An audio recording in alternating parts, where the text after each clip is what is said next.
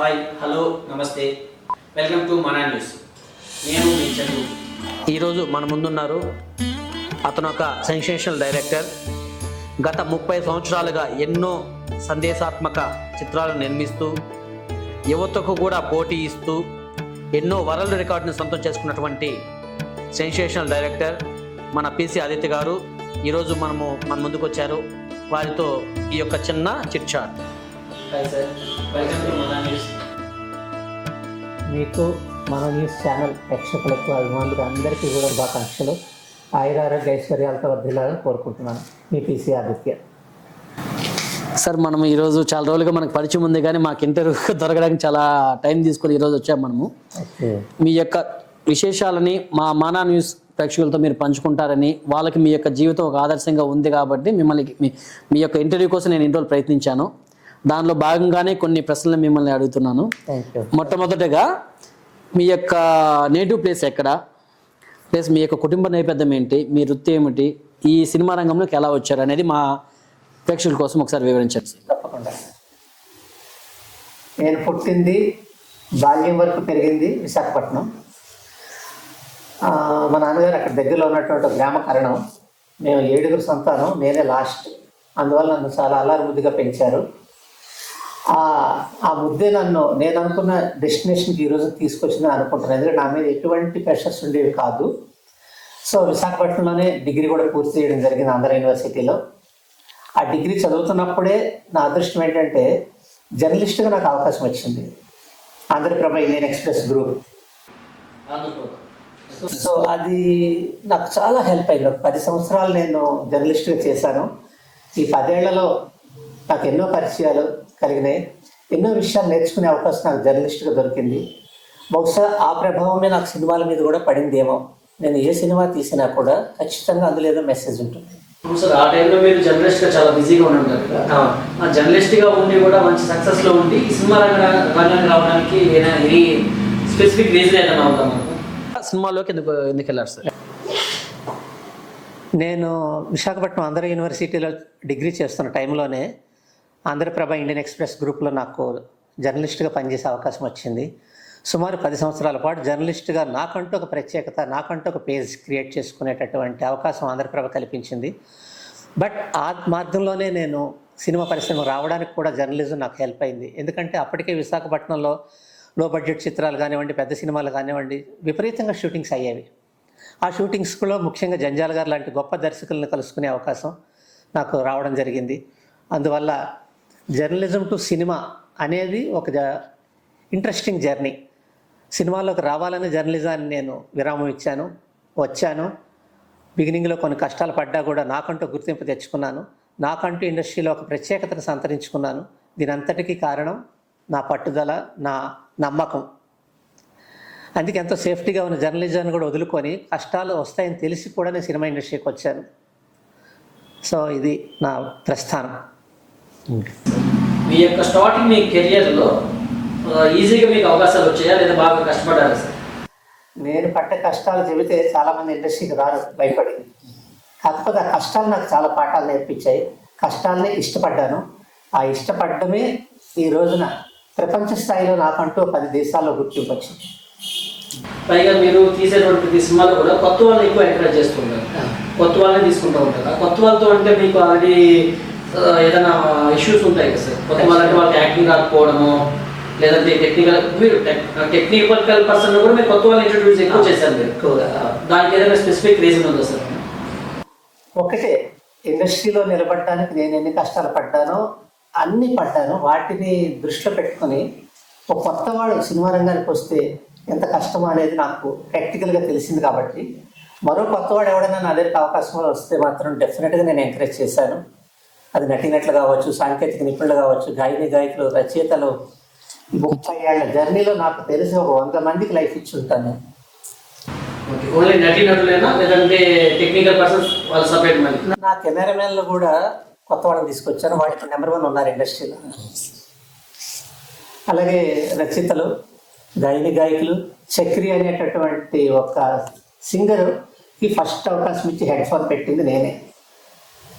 ఆ తర్వాత అబ్బాయి దగ్గర 90 సినిమాలు చేశాడు మ్యూజిక్ డైరెక్టర్. సో చక్రి ఎప్పుడు కూడా మా ఇంట్లో మాకు ముగ్గురు పిల్లలు, అతను ఒక కొడుకులాగా ఉండేవాడు మా ఇంట్లో. అమ్మ చేతి భోజనం కూడా వాడికి బాగా పనిచేశాడు, తిరిగాడు, గెలిచాడు. కాదు దురదృష్టం ఏంటంటే చిన్న వయసులో కాలం చేశాడు. యాక్చువల్గా మీరు సినిమా ఇండస్ట్రీలో చాలా మంది కలిసి పనిచేశారు. కృష్ణ గారితో పనిచేశారు, ఆర్ నారాయణమూర్తి గారు, బాలకృష్ణ గారితో పనిచేశారు. మాకు తెలిసిన కొంతమంది, ఇవి కాకుండా సీనియర్ ఆర్టిస్టులు ఎవరెవరితో మీరు వర్క్ చేశారు, అవి ఆ కొన్ని విషయాలు ఏమన్నా మాతో పంచుకుంటారా? తప్పదు. నా తొలి చిత్రమే ఒక సంచలనం. దాని పేరు పిల్లలు కాదు పిడుగులు. ఇది అవార్డు పర్పస్ కోసం ఆ రోజునే మేము చేయడం జరిగింది. 94 మార్చి 22 నాకు బాగా గుర్తు. పద్మాలయ స్టూడియోలో ఆ cinema opening. Super star Krishna గారి క్లాప్, విజయనిర్మల గారి డైరెక్షన్, ప్రముఖ జర్నలిస్ట్ గంగాధర శాస్త్రి గారు నా పిఆర్ఓ. సో ఒక హేమీల మధ్య నా తొలి చిత్రం ప్రారంభమే. అప్పటి నుంచి కృష్ణ గారితో నా జర్నీ, ఆయన వెళ్ళిపోయే వరకు కూడా కలిసే ఉన్నాం, ఆయన ఫాలో అయ్యాము. కృష్ణ గారి నుంచి ఎన్నో నేర్చుకున్నాను కాబట్టి ఈరోజు కృష్ణ గారి శిష్యుడిగా మార్కెట్లో నిలబడగలిగాను. యాక్చువల్గా కృష్ణ గారి యొక్క సందర్భం వచ్చింది కాబట్టి అడుగుతున్నాను మిమ్మల్ని. కృష్ణ గారు చనిపోయినప్పుడు మొదటగా మీకు ఏమనిపించింది సార్? మీరు ఎలా బాధపడ్డారు, దాన్ని ఏ విధంగా స్వీకరించారు? ఇప్పుడు ఇవాళ నువ్వు ఎలా ప్రశ్నిస్తున్నావో, నేను కృష్ణ గారి ఇంటికి వెళ్ళేసరికి అక్కడ మీడియా కూడా ప్రశ్నించింది, మీరు ఎంత జర్నీ చేశారు కదా మీ బాస్ తోటి, ఏమైనా 4 మాటలు చెప్పండి అని. జనరల్గా నేను మైక్ చూస్తే ఎక్కువసేపు మాట్లాడతాను, బట్ ఆ రోజు నా గొంతు తెగలేదు. నా పరిస్థితి గమనించి మా మిస్సెస్ ఆ ఇంటర్వ్యూ పూర్తి చేశారు. తట్టుకోలేని పరిస్థితి. కృష్ణ గారు నాకు దేవుడు అయితే, విజయనిర్మల గారు దేవత, అంతే. మీరు ఈ యొక్క ఇండస్ట్రీకి వచ్చి దాదాపు 30 సంవత్సరాలు కంప్లీట్ అవుతుంది. ఈ యొక్క 30 సంవత్సరాల కాలంలో దీన్ని 3 భాగాలుగా డివైడ్ చేస్తే, మొదటి 10 సంవత్సరాల్లో మీరు ఎటువంటి కష్టాలు పడ్డారు, తర్వాత 10 సంవత్సరాలు మీరు మళ్ళీ కష్టాలే పడ్డారా, లేదంటే ఏమైనా సమస్యలు ఎదుర్కొన్నారా, తర్వాత వచ్చేటువంటి ఈ 3 భాగాలను డివైడ్ చేసి మా కోసం చెప్పండి సార్, మీ యొక్క ఈ సినిమా జీవితాన్ని మాత్రమే. నాకు గాడ్ ఫాదర్స్ ఎవరు లేరు. నా 2 కాళ్ళే నా జర్నీకి సపోర్ట్ చేశాయి. ఒక పక్క కుటుంబ బాధ్యత, భార్య, 3 పిల్లలు, ఇంటద్దె, చదువులు, వీటన్నిటికీ రెగ్యులర్ ఇన్కమ్ కావాలి. కానీ నాకు తెలియదు సినిమా రంగంలో రెగ్యులర్ ఇన్కమ్ రాదు అని. అది ఎప్పుడు తెలిసింది? ప్రాక్టికల్గా నేను దూకిన తర్వాత. సో ఎన్ని కష్టాలు పడ్డాము, ఎన్ని అవమానాలు పడ్డాము, హేళనలు పడ్డాము. మీరు సినిమా తీయలేరు అన్నవాళ్ళని చూశాను, కట్ చేస్తే మీరు మాత్రమే తీయగలరు అన్నవాళ్ళని చూశాను నేను. ఇది మా కష్టాలు నేను ఓపెన్గా ఎందుకు చెప్తున్నానంటే, నా శ్రీమతి చాలా డబ్బుని ఇంట్లోకి వచ్చారు, మహాలక్ష్మి. అంటే వాళ్ళ ఆస్తి ఒక 100 ఎకరాలు. కానీ నేను దర్శకుడిగా నిలబడాలంటే నేను ఉద్యోగం చేయడానికి కుదరదు. మేడం జాబ్ చేసి నన్ను స్టార్టింగ్ 10 years మీరు ఎదుర్కొన్నవి అదే. మేడం ఉద్యోగం చేసి కుటుంబాన్ని నడిపిస్తే నా ప్రయత్నాలు, పరాజయాలు, అవమానాలు. మీ ఏం చెప్పండి సార్? స్టార్టింగ్ 30+ లో మీరు ఎంటర్ అయ్యారు. సో ఈ కష్టాలు ఎందుకు ఇంత ఓపెన్గా మన ఛానల్, మన న్యూస్ ద్వారా చెప్తున్నారంటే, ఇటుపైన ఇండస్ట్రీకి వచ్చేవాళ్ళు ఎవరైనా సరే కొంత బ్యాక్గ్రౌండ్ చూసుకోవాలి ఆర్థికంగా, లేకపోతే నాకంటే ఎక్కువ కష్టాలు పడాల్సి వస్తుంది.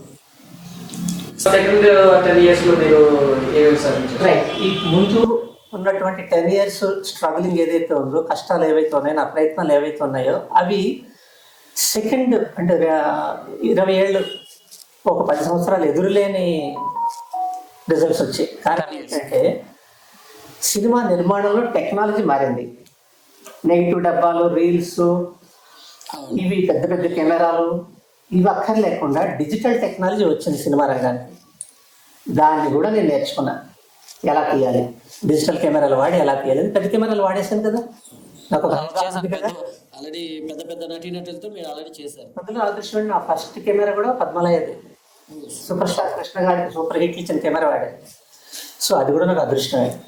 సో ఈ సెకండ్ 10 years ఏదైతే ఉందో, డిజిటల్ టెక్నాలజీ వచ్చేసరికి తెలుగు ఇండస్ట్రీలో అతి తక్కువ ఖర్చుతో, తక్కువ వర్కింగ్ డేస్తో సినిమాలు 6.5 లక్షల్లో 2 గంటల 20 నిమిషాల సినిమా తీశానంటే అంతే, అన్బిలీవబుల్. ఇప్పుడు ఎవరు చేయలేరు.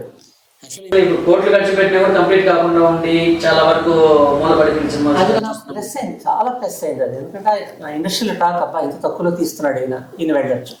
సో అలా సంవత్సరానికి ఒకటి రెండు డిజిటల్ టెక్నాలజీలో సినిమాలు తీయగలిగాను. ఓకే ఇది నాకు ఫీడింగ్ ఇచ్చింది. ఓకే ఒకటి. రెండోది వర్క్లో బిజీ అయ్యాను. సో ఈ 10 ఏళ్ళు మర్చిపోయా. మొదటి 10 ఏళ్ళు ఏదైతే కష్టాలు పడ్డానో, కన్నీళ్ళు తుడుచుకున్నామో, ఆకలిని భరించామో, ఆకలి అంటే గుర్తొచ్చింది నాకు. ఇది ప్రేక్షకులు గమనించాలి. నేను నా భార్య 3 పిల్లలు బ్రతకాలి అంటే 2 పూట్ల తింటే పిల్లలకు సరిపోదని మేమిద్దరం ఒక పూట తినేవాళ్ళం. మీకు ఇంతకంటే ఆకలి ఎవరికి తెలియదు. ఇప్పుడు నమ్మకపోవచ్చు నేనున్న పొజిషన్లో, బట్ ఇట్స్ 100% ట్రూ.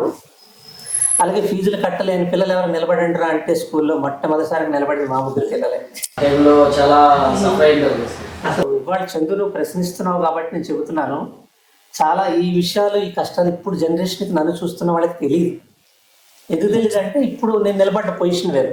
నా అదృష్టం చూసిన వాళ్ళు ఎవరు కూడా ఓకే అన్ని ఇబ్బందులు పడి ఈ స్టేజ్కి వచ్చారని అనుకోరు. చాలా మంది తెలియదు. అవును సార్. ఓకే నాతో ట్రావెల్ దగ్గరగా ఉన్న వాళ్ళకి తప్ప మిగతా వాళ్ళకి ఎక్కువ వాళ్ళు లిమిటెడ్. వాళ్ళు మాత్రం ఇప్పటికీ అప్పటి నుంచి ఇప్పుడు మీ ఫ్రెండ్స్ అలాగే జర్నీ చేస్తున్నారు సార్. జర్నీ చేసే వాళ్ళు అందులో ఇండస్ట్రీలో నాకంటూ ఆప్తమిత్రులు శివాజీ రాజా, సమాజరాజు గారు, అశోక్ కుమార్, గుండు హనుమంతరావు, హరీష్ అని మధుర బొంబేలో ఉంటున్నాడు. ఆ అబ్బాయి ప్రముఖ ఇది హీరో. ఇలా నాకంటూ ఆత్మీయులు కొందరు ఉన్నారు. అందరికంటే కూడా నాకు పెద్ద సపోర్ట్ మా సూపర్ స్టార్ కృష్ణ గారు. అంటే ఈ మాట ఎందుకు చెప్తున్నా, కృష్ణ గారు దూరం అయిన తర్వాత మళ్ళీ మీకు ఏదైనా బ్యాక్ బోన్ వేరే వాళ్ళు దాటిపోయాను. నేనే 10 మందికి బ్యాక్ బోన్ అయ్యాను కాబట్టి చాలా అక్కడ వరకు కృష్ణ గారి సపోర్టే నాకు ఒక లాంగ్ జర్నీ క్రియేట్ చేసింది నాకు చదువు. కృష్ణ గారితోనే కాకుండా ఆర్ నారాయణమూర్తి గారితో ప్లస్ విశ్వనాథ్ గారితో మీకు చాలా అనుబంధం ఉంది. వారితో మీకున్నటువంటి అనుభవం ఏంటి? ఆర్ నారాయణమూర్తి గారు నాకు ఎందుకు నచ్చుతాడంటే అత్యంత నిరాడంబరంగా ఉండేటటువంటి ఒక స్టార్ ఆయన, రెడ్ స్టార్. అంటే ఎందుకు ఇంత సింపుల్ చెప్తానంటే ఒకసారి ప్రసాదాలకు కారులో వెళ్తుంటే ఆయన నడుచుకుంటూ వెళ్తున్నారు. కారు ఆఫ్ చేసి అన్నయ్య ఎక్కడంటే ఎందుకయ్యా వెళ్ళి లోపల వస్తా కదా. అంత నిరాడంబరంగా ఉండడమే నేను నారాయణమూర్తి గారి దగ్గర నేర్చుకున్నాను. సేమ్ అదే అనుకుంటున్నాను సార్. మిమ్మల్ని చూస్తుంటే కూడా సేమ్ నాకు అదే గుర్తొస్తుంది. అలాగే చాలా సింప్లిసిటీగా నన్ను అలాగే రిసీవ్ చేసుకుంటారు. ఒకటి. ఇక విశ్వనాథ్ గారితో అనుబంధం ఏంటంటే ఆయన సినిమాలన్నీ కూడా నాకు ప్రాణం. ఎన్నిసార్లు చూసుంటానో తెలియదు. ఒక శంకరాభరణం, సాగర సంగమం, స్వాతి ముత్యం, వీటన్నిటి ఇన్స్పిరేషన్తో డ్రీమ్ ప్రాజెక్ట్ ఒకటి నేను రెడీ చేసుకున్నాను. That is Sankarabharanam 2. ఆ డ్రీమ్ ప్రాజెక్ట్ శంకరాభరణం 2. సార్ ఎప్పటికైనా మేము ఆ సినిమా మీ దగ్గర చూస్తాను మేము ఆశిస్తున్నాము. ఖచ్చితంగా. Okay sir. దీనికోసం ఫుల్ స్క్రిప్ట్ మీరు చేసుకున్నారు కాబట్టి రెడీగా ఉంది కాబట్టి మీకు ప్రొడ్యూసర్ మంచి ప్రొడ్యూసర్ కంపల్సరీ ఈ ఇంటర్వ్యూ చూసిన తర్వాత ఎవరో మేము కాంటాక్ట్ చేసి ఆ సినిమా మేము మీ ద్వారా కంప్లీట్ అయ్యి మా ముందుకు వస్తుందని మేము ఆశిస్తున్నాము. ఈ సందర్భంగా నేను మన న్యూస్ ద్వారా తెలంగాణలో ఉన్నటువంటి సినీ పెద్దలందరికీ కూడా నేను ఒక విజ్ఞప్తి చేస్తున్నాను. ఒక్కసారి కాంతారావు గారి జీవితాన్ని తెలుసుకోండి.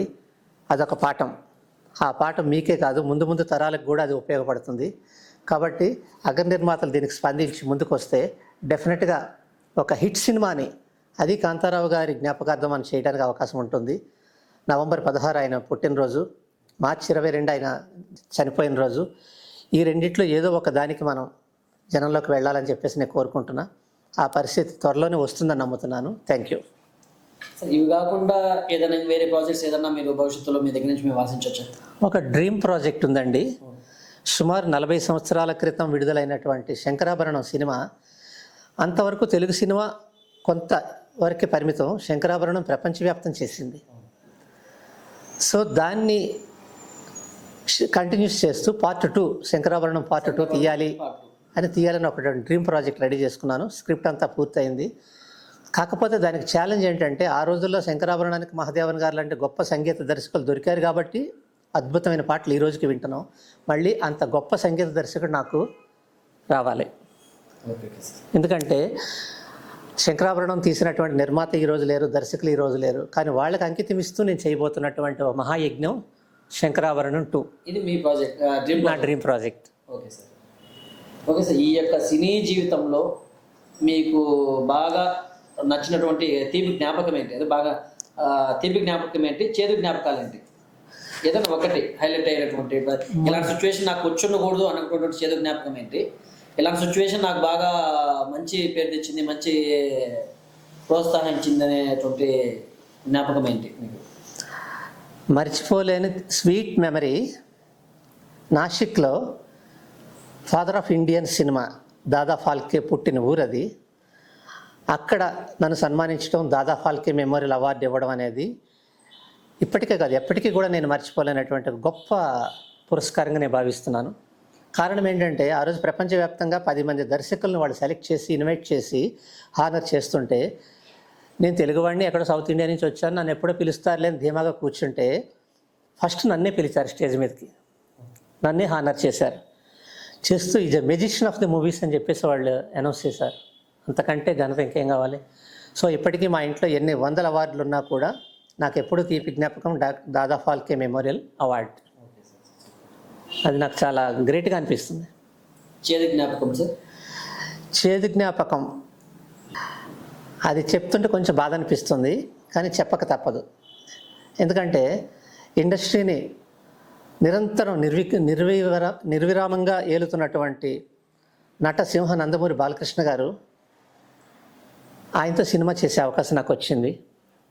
ఒక వ్యక్తి వెళ్ళి చెప్పాడు బాలయ్య బాబుకి, ఆయన మంచి సబ్జెక్టులు ఉన్నాయి వినండి బాబు, మీకు నచ్చితే ఆయనకి ఛాన్స్ ఇవ్వండి, లేకపోతే లేదు అంటే ఆయన ఎమ్మటే పిలిపించారు. ముందు రామోజీ ఫిలిం సిటీకి రమ్మన్నారు, వెళ్ళాము. నన్ను నేను ఏదో పరిచయం చేసుకోపోతుంటే ఇక్కడ వద్దు ఇంటికి వచ్చేసే అన్నారు. ఆ మన్నాడే ఇంటికి వెళ్ళాము. వెళితే 6 గంటలో చెప్పాలి ఆదిత్య స్టోరీ అని చెప్పేసి ఒక డెడ్ లైన్ పెట్టారు నాకు ఆయన. 30 మినిట్స్. నాకు ఎక్కడో కాన్ఫిడెన్స్ 30 కాదు 90 నిమిషాలు కూర్చోబెట్టొచ్చు ఈయన్ని అని చెప్పేసి కథ చెప్పడం మొదలుపెట్టా. 2 గంటల సేపు విన్నారు ఆయన కథ. కూర్చొని 30 మినిట్స్లో వినాలనుకున్న కథని 2 గంటల సేపు విన్నారు. ఫైనల్గా ఆయన లేచి నిలబడి, అద్భుతంగా ఉంది కదా, నేను ఈ సినిమా చేస్తున్నాను, మంచి ప్రొడ్యూసర్ని తెచ్చుకోండి. ఆ రోజున ఆనందానికి అవధులు లేవు.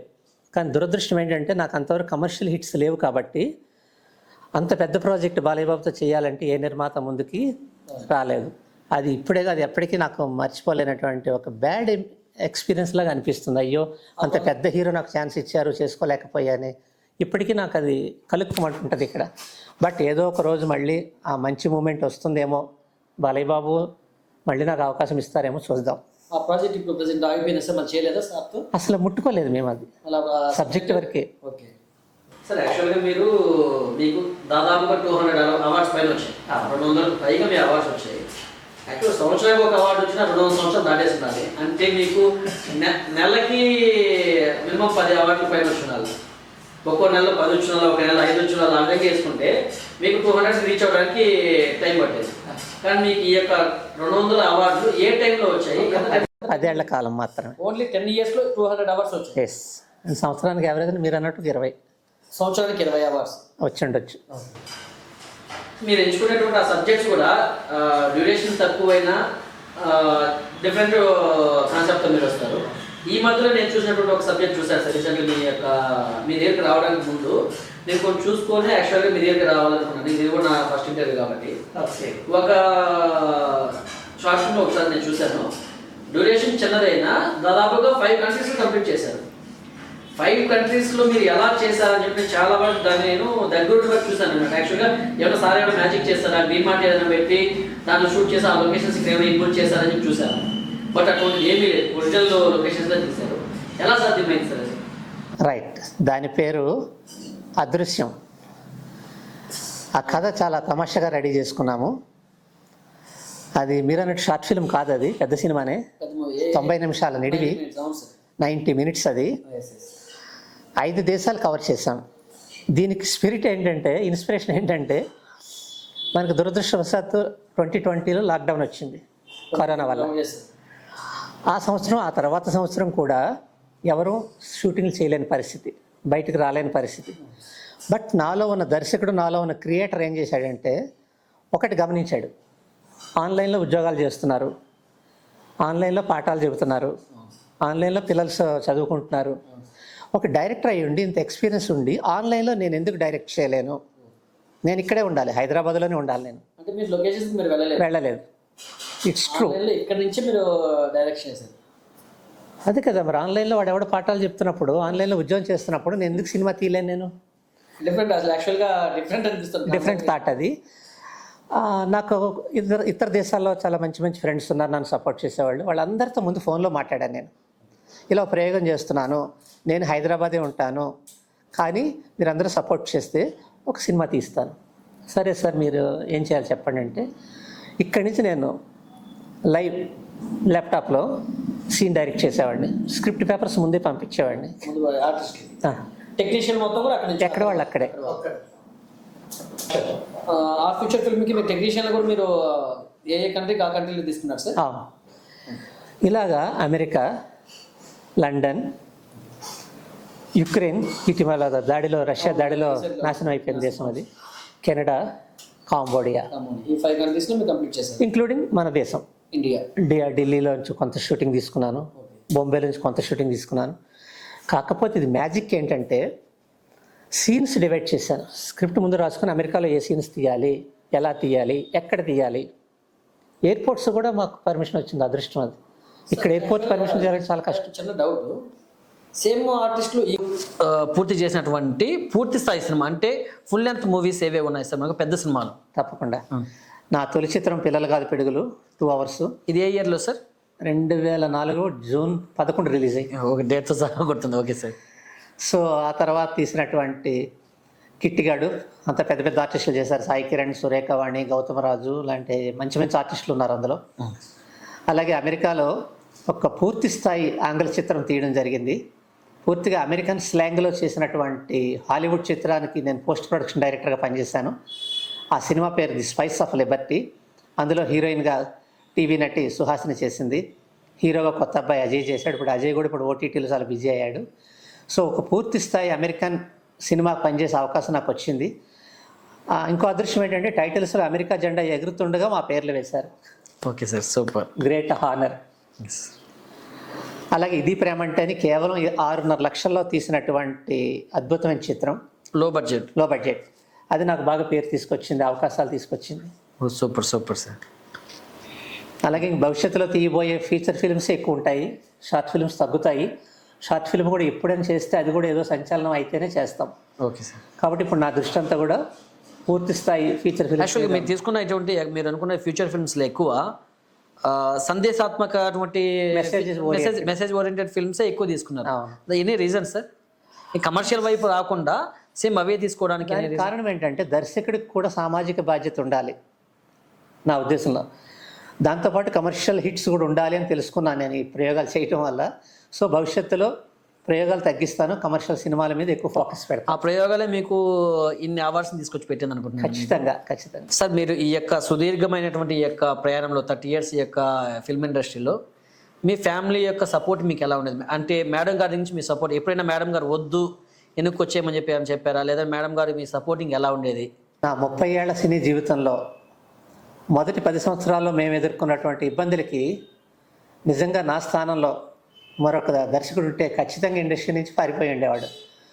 ఈ మాట ఎందుకు చెప్తున్నానంటే ప్రతి మగాడి విజయం వెనకాతల ఒక స్త్రీ ఉంటుంది అని పెద్దలు చెప్పిన మాట.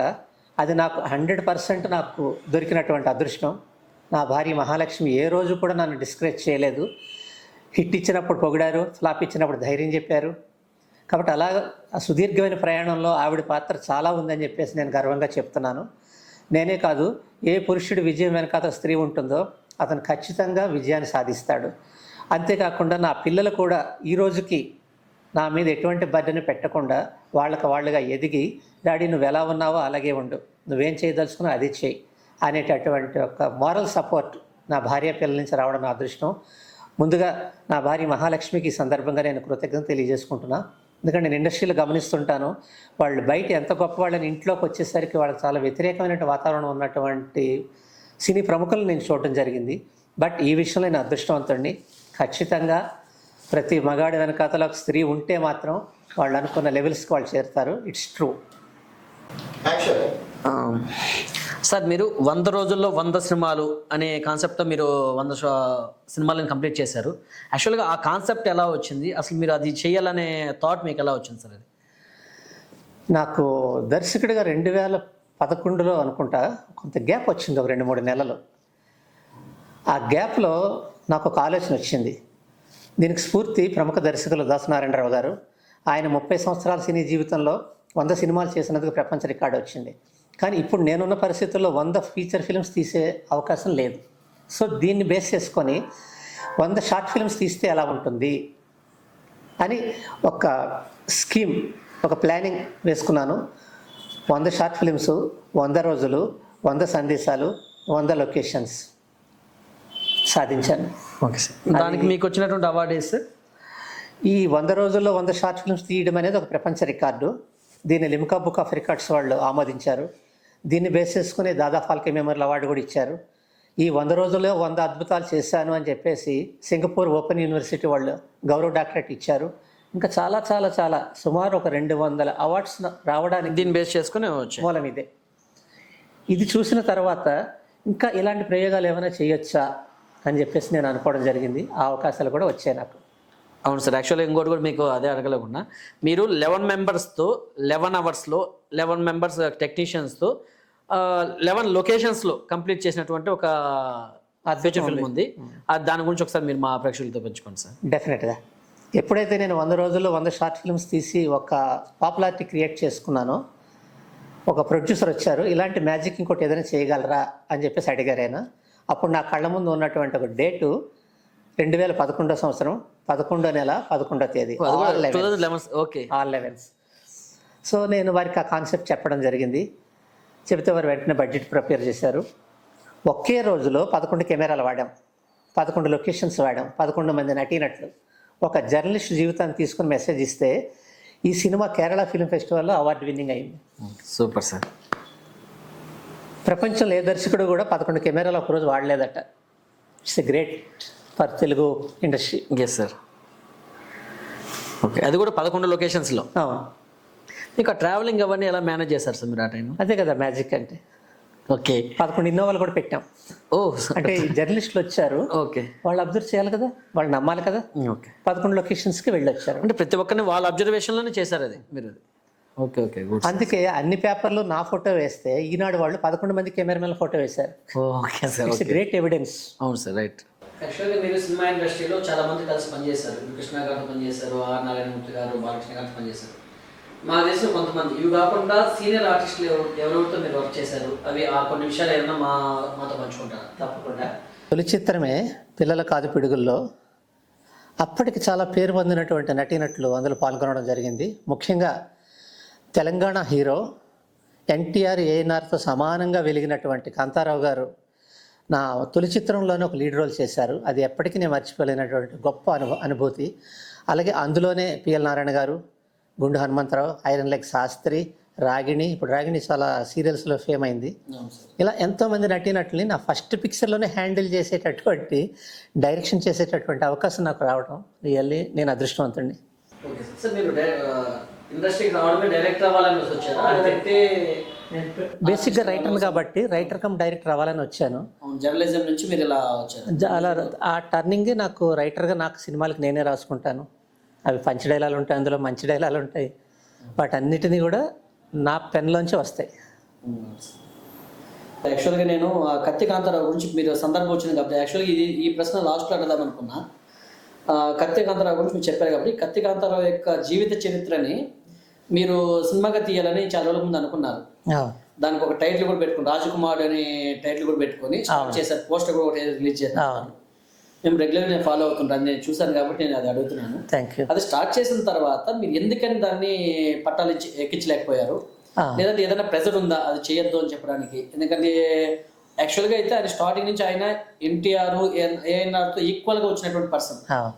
బట్ అటువంటి పర్సన్ గురించి మీరు చాలా వరకు తొక్కేశారనే అపోహలు బయట ఉన్నాయి. మీకు కూడా మీరు అతని గురించి మీరు స్టార్ట్ చేయనప్పుడు మీకు ఏదైనా ప్రెజర్ ఏదైనా వచ్చిందా? ఎందువల్ల ఇది స్టార్ట్ చేయలేకపోయారు? నథింగ్, అదేం లేదు.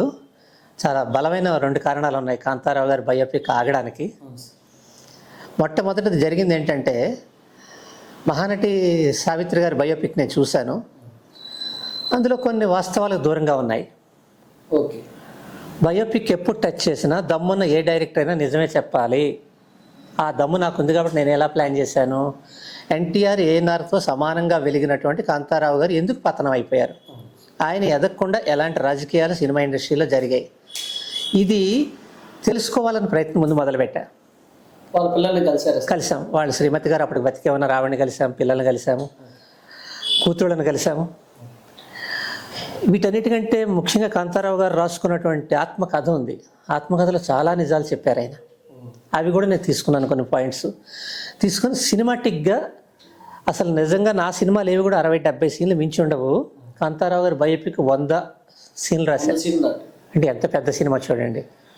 దీనికి కారణం ఏంటంటే కాంతారావు గారి జీవితం అంత ఒడిదుడుకులు, అన్ని కష్టాలు. మద్రాసులో అందరికీ ఇళ్ళు ఉంటే కాంతారావు గారికి ఒక్కడికే ప్యాలెస్ ఉండేది. అలాంటిది ఆఖరికి మన నల్లకుంటలో ఒక అద్దెంట్లో ఉండే పరిస్థితి వచ్చింది ఆయన. చాలా ఆర్థిక పరిస్థితి, దిగజారిన పరిస్థితి. ఇవన్నీ ఒక ఎత్తు అయితే కాంతారావు గారు బయోపిక్ చేస్తే తెలంగాణ అనేటటువంటి ఒక బంగారు తెలంగాణలో నేను ఒక లీడర్ అనుకోండి, లేకపోతే నేను ఒక ఇన్స్పిరేషన్ అవుతాను. అంటే చరిత్రలో నాకు ఒక పేజీ ఉండిపోతుంది. దీన్ని దృష్టిలో పెట్టుకొని ఆ సినిమా స్టార్ట్ చేసాం. 4 పాటలు రికార్డింగ్ చేశాము. ఆయన స్మారకంగా పోస్టల్ స్టాంప్ రిలీజ్ చేశాము. ఆయన పుట్టినరోజున November 16. అలా చేసినా కూడా ఒక మంచి ప్రొడ్యూసర్ దొరికారు నాకు. బట్ ఆ టైంలో దురదృష్టం ఏంటంటే ఎన్టీ రామారావు గారి బయోపిక్స్ 2 తీశారు బాలయ్య బాబు. 2 ఫ్లాప్ అయ్యాయి. ఆ రెండింటి మీద బాలయ్య బాబు మాకు తెలిసినంత వరకు ఒక 100 కోట్లు పెట్టుంటారు ఆయన. ఈ స్టేజ్లో నా ప్రొడ్యూసరు మెంటల్గా భయపడ్డారు. 100 కోట్లు పెట్టి తీసిన రామారావు గారి సినిమాలే ఆడలేదు, కాంతారావు గారి సినిమా ఎవరు చూస్తారు అని సడన్గా ప్రొడ్యూసర్ డ్రాప్ అయిపోయారు. మరొక రీజనే లేదు. ఇప్పుడు కాదు, ఎప్పుడు కాదు, ఎప్పటికైనా కాంతారావు గారి బయోపిక్ తీయగలిగేది నేను ఒక్కడనే. ఇది ఇంత కాన్ఫిడెంట్గా ఎందుకు చెప్తున్నా అంటే అంత సర్వే చేశాను. 2 సంవత్సరాలు పక్కా స్క్రిప్ట్ అందులోనే ఉంది. 2 గంటల సినిమా చేయడం కోసం 2 సంవత్సరాలు స్టడీ చేశారు. ఆయన అక్కర్లేదు, ఒక్కటే చేయొచ్చు. ఇప్పటికీ దాని మీద నాకు ఆశ ఉంది, ఏదో రోజు చేస్తానని. సరైన ప్రొడ్యూసర్ దొరికితే తెలంగాణ సినీ అభిమానులకు ఒక కానుక కాంతారావు బయోపిక్. దీనికి మరో రీజన్ ఏంటంటే ఎలా ఉండాలో రామారావు గారు చెబితే ఎలా ఉండకూడదో కాంతారావు గారి జీవితం చెప్పింది. సో ఇండస్ట్రీకి వచ్చేటువంటి రేపటి తరానికి మీరు ఇచ్చేటువంటి సందేశం ఏంటి? రేపటి తరం ఖచ్చితంగా సినిమా రంగానికి రావాలి, కొత్త కథలు రావాలి, కొత్త ఆలోచనలు రావాలి, మేకింగ్ కూడా కొత్తగా ఉండాలి. బట్ ఇవన్నీ చేయాలంటే మీకు మానసికంగా మీరు చాలా బలంగా ఉండాలి. సో ఫైనాన్షియల్ ప్రాబ్లమ్స్ లేకుండా చూసుకొని ఇండస్ట్రీకి రండి. ఇది కొంచెం కష్టమే, కానీ ఇప్పుడున్న పరిస్థితుల్లో నిలబడడం అంత ఈజీ కాదు. దీనివల్ల మీరు ఇబ్బంది పడకూడదు, మిమ్మల్ని నమ్ముకున్న వాళ్ళు ఇబ్బంది పడకూడదు. సో నా అనుభవం నాకేం నేర్పించిందంటే కొంత పార్ట్లీగా పరోక్షంగా ఆర్థిక సామర్థ్యాన్ని పెంచుకోండి.